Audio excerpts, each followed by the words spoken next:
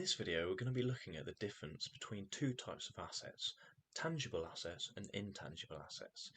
So the first type of asset is tangible assets. Tangible assets are physical assets, ones that can be touched and held, so to speak. A tangible asset example would be something like property. Property is something physical, something that can be held, something that can actually be seen.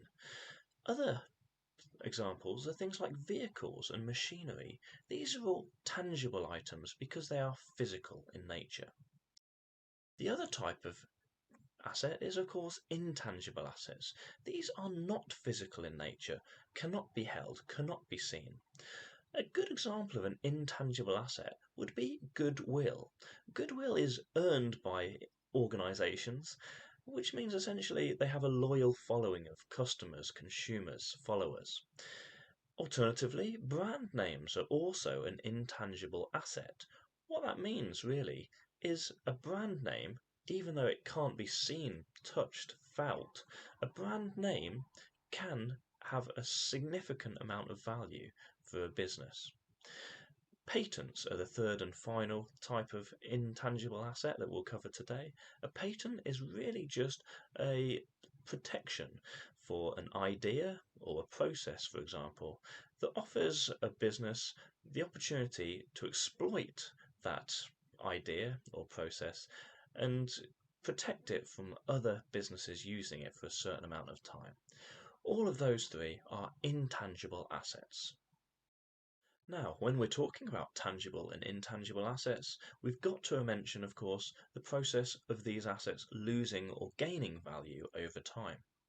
When we're talking about tangible assets, we refer to depreciation or appreciation. Depreciation is when we reduce the value of tangible assets over time, whereas appreciation is where we increase the value of these assets over time.